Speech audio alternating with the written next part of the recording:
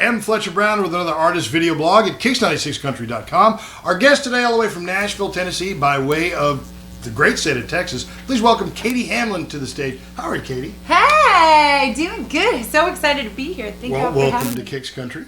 Yeah. All right, now so we're going to talk a little bit about your music, your single, Love Is Like Rain, in just a minute. But first, we want to get to know you. Okay? All right. Originally from around College Station, Texas, is that correct? Yes, yes. So home of Texas A&M University, even though I didn't go to school there. I was born and raised. People, a lot of times are like, wait, you actually went to schooling? I mean, you actually grew up in College Station? I'm like, yeah, there's other people that live there.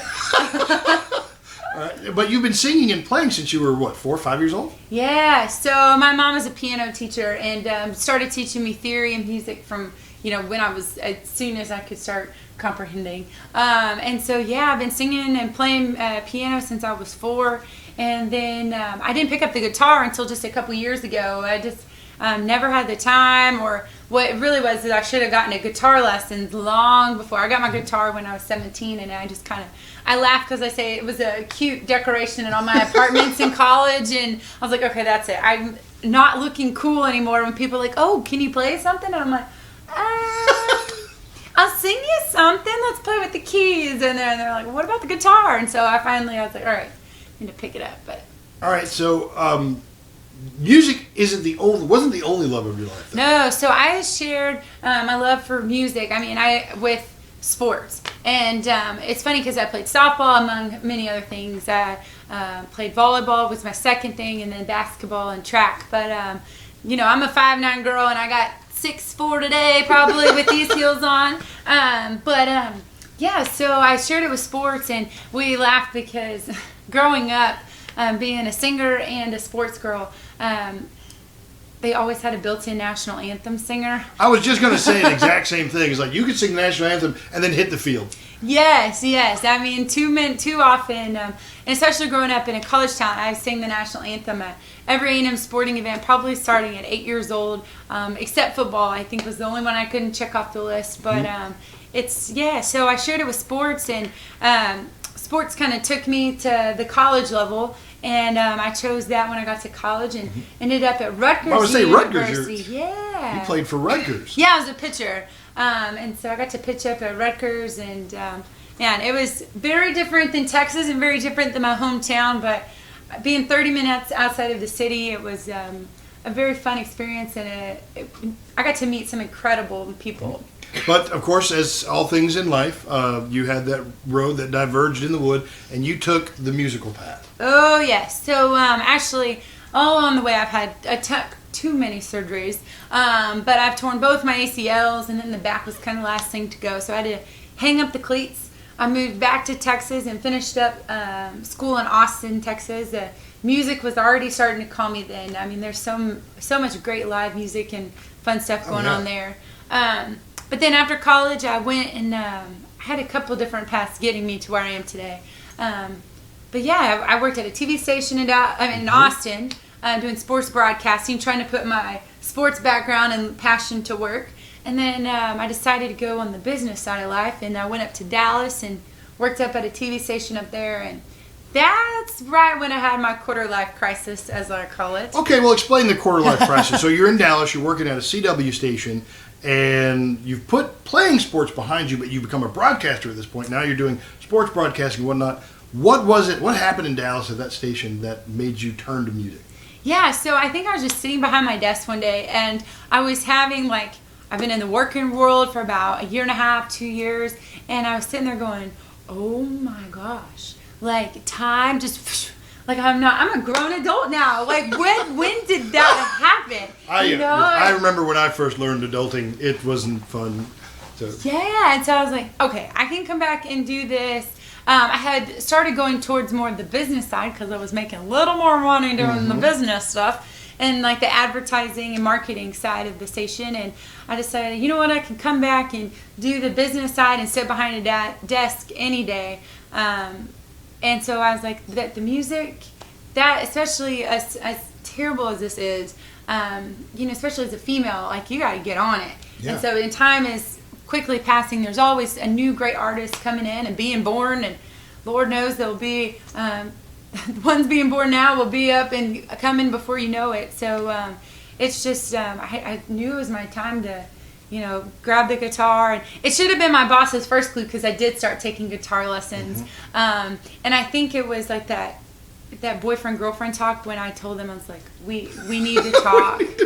And I think they knew like something was coming, and they just like shut the door. Like my boss is like this face. Write that dear boss letter. Yes, and I told them I was doing music, and they were like, "You're doing what?" And then they thought I was going to another station or doing something else, but because I'm very, very competitive, and so they knew I wouldn't be sitting in my job too long. And so when I told them I was doing music, they're like, "Girl, you shouldn't have been here at all." Like, I played for them, and they're like, "What have you been doing here?" So it's been a crazy journey so far, and along that way, I've been connected with incredible people. Yeah, there's no question. Like, you entered Nashville with some pretty heavy hitters already, and just on your first outing. You played for the folks at CMT, and they got you hooked up with all kinds of great musicians and producer. Talk to us a little bit about that, your journey into this first EP. Yeah, so before I knew it, the GM at my station, he had a friend over. It's just a whole bunch of 7 degrees or 6 degrees, whatever it is, of knowing people. And he had some friends over at Cumulus who then listened to my music, and they were like, "Oh, by the way, we're really good friends with Brian Phillips, who is our friend over at CMT." And the next thing I know, I'm corresponding directly with Brian Phillips, and those people over there blow me away. Truly, that they give time to little nobodies like myself, and not knowing me from Adam. And then Leslie Fram, every time I still email her, and she just right on it. I can email Joe Schmo in wherever, Texas, and I won't ever hear back. But Leslie Fram, the VP of CMT, will be back in 5 minutes. So they're just incredible people. And so fast forward a little bit, we decided to record the album at Station West over not too far up the road from you guys up in Nashville, and it's home of Dierks Bentley and Brad Paisley and a whole bunch of others. But those two guys have really put the roots in there, and except Dierks' last album, we won't talk about that. But so we recorded there, and I've never been as starstruck as I was with the musicians that played on my album. When I met them, I had Reba McEntire's drummer and Leon Womack's guitar player, and my steel player has played with everyone from George Jones to mainstream artists, pop artists like Lana Del Rey and Kings of Leon. It's just crazy. My backup vocalist, Perry Coleman, these people are just some of the nicest people. I still text Perry. He pretty much does duets with Luke Bryan and Blake Shelton on all their albums. You can always hear him. He has kind of an Eagles sounding voice. He's the coolest. But yeah, these guys, I was blown away at their talent and how humble they were. It taught me a lot as an artist, and just how the whole industry works. You meet a lot of arrogant people along the way, and people who have no right to be arrogant. And then you meet these people who have every right to be arrogant because their stories and their experience is just the coolest. They're sitting there talking about, remember that time we played with George Strait at Cowboy Stadium? And remember that other time when we played with so-and-so? You're just sitting here going... And you're sitting there like, I've got to sing with these people. I know. And it's like, man, can I just... I don't want to, but can I pay some session money just to, I can hear your stories. Can I just take y'all to dinner? I want to talk to y'all. They're just the coolest. So now you have all of these years of experience and all this talent poured into you. Somebody really, really believes in you and your ability to match you with these artists, and they've given you a great first song, your debut single, "Love Is Like Rain's Rivers Rutherford." Yeah. Right. So I wrote 4 of the 5 songs on the EP, and this one here is "Love Is Like Rain." It was the single. It's a really crazy story how I came across it. It's a Marty Dodson, Rivers Rutherford song, and these guys, Marty's written things like "Must Be Doing Something Right," Billy Currington. Rivers has written one of my favorites, "When I Get Where I'm Going," Brad Paisley, Dolly Parton. And these guys each have 10 number ones each, have written hits for everybody. Carrie Underwood, Tim McGraw, Rascal Flatts. Kenny Chesney, plus the ones I just named. They can't write a bad song. No, they really can't. And so I'm reading an article. This is last year. I'm sitting there on my computer just doing some research because I'm a huge fan of Sarah Buxton and Rivers. And Marty too. I shouldn't throw that one out there. But I'm a big fan of all these guys. And so I'm reading this article between Rivers and Sarah. And someone interviewing them asked, what is the favorite song you ever wrote? This was an article from 2008. And Sarah, of course, said Stupid Boy. And Rivers said the song Love Is Like Rain. And I'm sitting here going, okay. First of all, this is a man that's written so many hits. Second of all, I don't know that song. Like, what? So I emailed the guys. And first of all, they were like, wait, who in the heck are you?